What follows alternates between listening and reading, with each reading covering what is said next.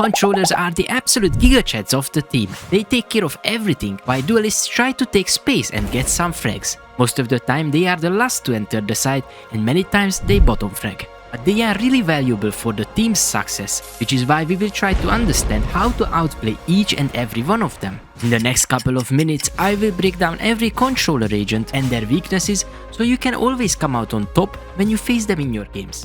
The first agent that I will talk about is Brimstone. He's my main, so everything I say comes from more than 1500 hours of pure Brimstone experience. Brimstone does really well when the team decides to execute together onto a site.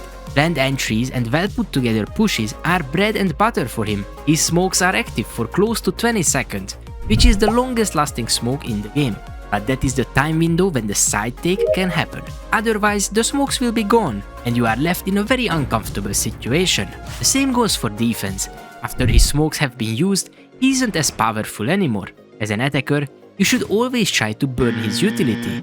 Against Brimstone on defense, I always try to do fake side hits. Most players will use at least 2 smokes instantly, which makes that moment perfect for rotation. As the defenders realize that they have been tricked, they are left to defend the other side with only a single smoke. This favors the attackers since the defenders don't have enough utility to cover the angles and the spike is already ticking. But if you think that this trick isn't really new to you, just wait, because the next 2 might completely revolutionize your playbook.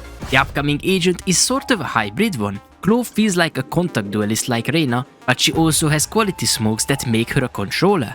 Clove is truly a unique agent, and the most powerful characteristic of her kit is surviving and resetting fairly easily. Her ultimate is the best ability for that. After she gets killed, she still has a chance to redeem herself. This is where I think most players make the wrong decision. They decide to fight her, give her a chance to make the most out of her ultimate. When she is resurrected, you need to avoid engaging with her. Try to just run away. Don't even bother fighting. She can get the most value out of her ultimate if you give her the fight she's looking for. So just deny that, and she can die again while wasting her ultimate. The next agent you will learn to outplay is Harbor. Harbor's entire kit revolves around vision control, and he can quickly flood sides with his Cascade and High Tide. Quickly flood, you see what I did there? Anyways, since he doesn't have dome smokes like Brimstone for example, he needs to use his High Tide and curve it as much as possible to do the job. This is where my trick comes into play. Since some sides are quite difficult to cover with his High Tide, he will create pockets of space on site. These spaces seem to be covered, so the attacking team will execute. You can basically hide in these pockets and surprise the enemy who is unaware of your presence. This also means you need to think about how he will set up his walls. If you understand which parts of the map might be made into little safe pockets, your chances of pulling this off are much higher. Try to read how your opponent plays, so you can predict where to stand to make this work every single round. Stop! I just want to tell you that these are the current channel members. I love them to bits, and if you want to support me so I can keep making these videos, please consider joining for only $1 a month. And now, let's talk about Omen. Omen is another hybrid agent. He can play as a duelist with his blind and set up some incredible entries. He is really versatile, but there are certain ways you can outplay him. Omen does incredibly well when he is focused on abusing his powerful blind. Narrow sections on each map are his playground. To outplay Omen, you want to avoid getting blinded by him. This sounds incredibly easy, but I am going to show you 3 simple steps on how to actually do it. First, you don't want to rush. He can wait for shunt queues or even predict a 5-man push, and with a jet ready, your team is cooked. So to avoid running into his ability, we will play slower. The second step is to make sure we aren't stuck together as a team.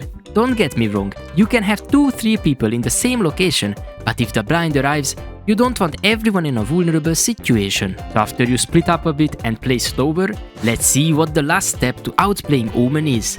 When you decide to push, try to make sure you are doing it from multiple angles. If you put pressure on him from various directions, he will have fewer opportunities to use his utility. Now that you are ready to dominate every Omen player, let's move on to Viper. Viper isn't really a strong pick in the current meta, but this won't stay like this forever.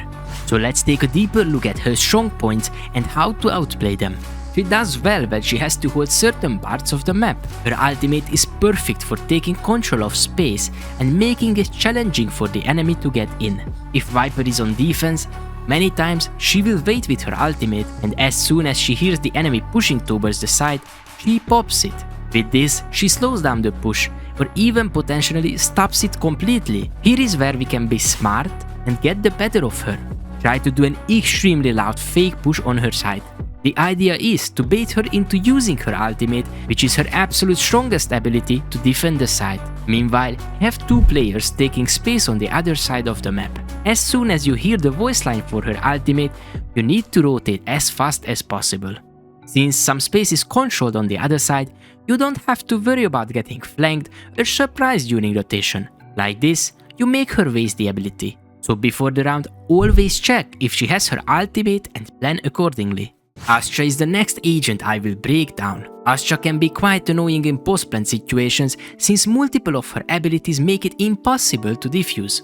When you start defusing and her gravity well just opens under you, you know that you lost. It can cause a headache, and because of the range she has, you can't really do much about it.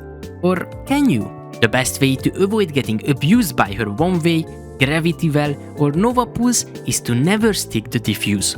You need to tap the spike and get out of there as fast as possible, otherwise the round is lost. If you can't get away fast enough and the gravity well catches your ankles, you can still escape by spamming jump. You need to spam it really quick, and it only works if you were at the edge of the gravity well. But the ideal way to dodge it is by tapping the spike and moving away quickly to fight Astra, who will peek thinking you are stuck. Obviously, this won't always work, but this is the only way to have a chance to outplay her in similar scenarios. Now you know every little detail about controllers and you will outplay them consistently. But I want you to outplay initiators as well, and to learn how to do that, you need to click on this video.